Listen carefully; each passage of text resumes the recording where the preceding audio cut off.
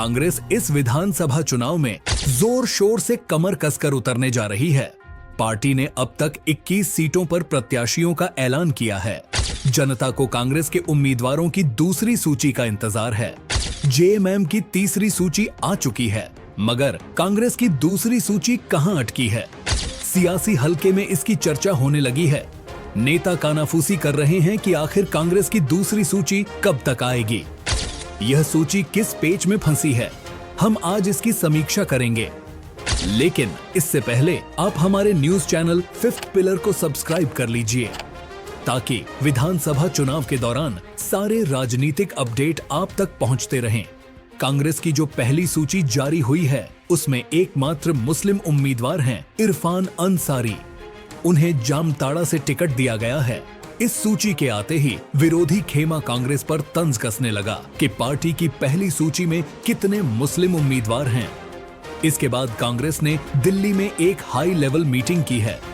इस मीटिंग में तय हुआ है कि झारखंड में कम से एक और मुस्लिम उम्मीदवार को कहीं से उतारा जाए।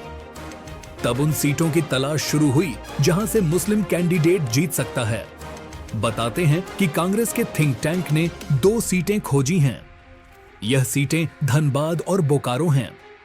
इनमें से किसी एक सीट पर मुस्लिम कैंडिडेट को उतारा जा सकता है। सूत्रों की माने तो बोकारो से अल्पसंख्यक उम्मीदवार लाने की कवायद चल रही है। दमदार प्रत्याशी खोजा जा रहा है। अब हम आपको बताएंगे कि कांग्रेस ने मुस्लिम प्रत्याशी के लिए धनबाद और बोकारो का जिक्र क्यों किया। क्यों बोकारो से मुस्लिम कैंडिडेट के जीत कर आने की संभावना अधिक है। अगर कांग्रेस इनमें से किसी एक सीट पर अपना उम्मीदवार उतारती है तो उनकी जीत की संभावना क्या है। इसके अलावा अन्य 8 सीटों पर कहां-कहां पेच है। धनबाद व बोकारो की सीट होल्ड पर कांग्रेस ने अभी धनबाद और बोकारो को भी होल्ड पर रखा है। इन 2 सीटों में से एक पर कांग्रेस अल्पसंख्यक समुदाय के नेता को उम्मीदवार बनाना चाहती है। धनबाद के कांग्रेसी नेताओं ने दिल्ली जाकर इस संबंध में शिकायत की थी और धनबाद से मुस्लिम कैंडिडेट देने की बात कही थी। कहा जा रहा है कि इसके बाद दिल्ली में कांग्रेस के नेताओं की बड़ी मीटिंग हुई है। इस मीटिंग में तय किया गया है कि धनबाद या बोकारो से मुस्लिम उम्मीदवार उतारा जाए। इसके लिए दोनों विधानसभा सीटों पर 5-5 नाम मांगे गए हैं। इसी वजह से इन सीटों पर अब तक प्रत्याशियों का ऐलान नहीं किया गया है। क्या है धनबाद सीट का गणित? धनबाद सीट पर मुस्लिम वोटरों की संख्या लगभग 60,000 के आसपास है। साल 2019 में धनबाद से बीजेपी के राज सिन्हा जीते थे। राज सिन्हा को 1,20,773 वोट मिले थे। कांग्रेस ने यहां से मुस्लिम कैंडिडेट मन्नान मल्लिक को उतारा था, मगर वह दूसरे नंबर पर रहे थे। उन्हें 90,144 वोट मिले थे। मन्नान राज सिन्हा से 30,629 वोटों से हार गए थे। साल 2014 के चुनाव में भी मन्नान दूसरे नंबर पर रहे थे। तब उन्हें 79,094 वोट मिले थे। इस चुनाव में मन्नान 52,997 वोट से हारे थे। अलबत्ता साल 2009 के चुनाव में मन्नान मल्लिक ने यहां से जीत हासिल की।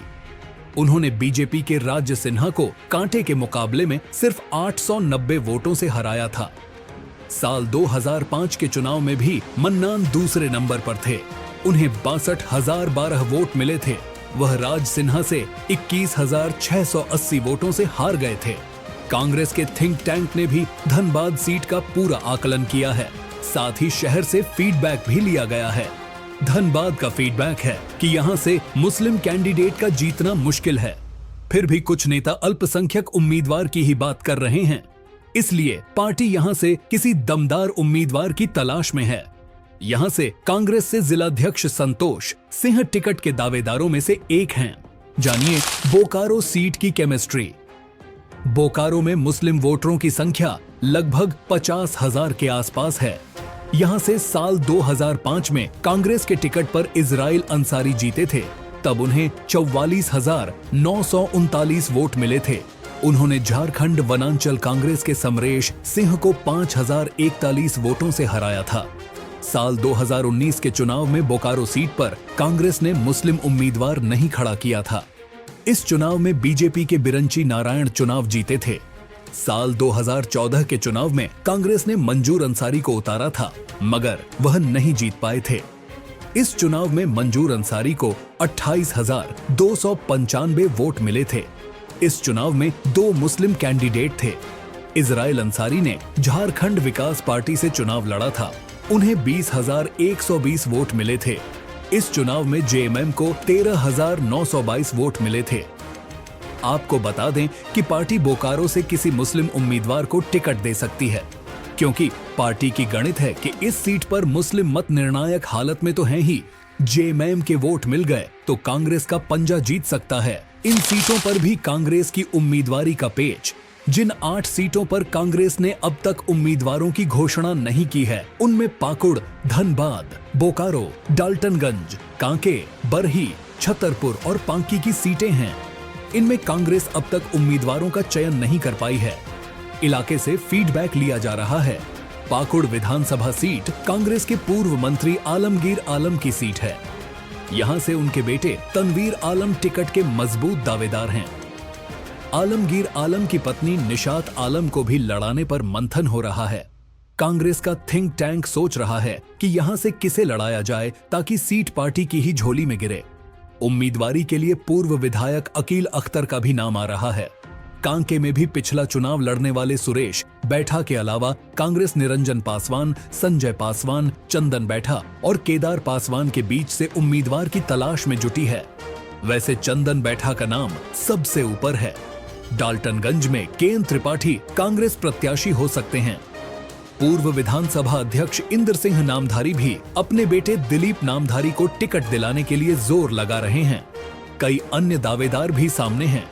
छतरपुर से भी अभी उम्मीदवारी तय नहीं हो पाई है।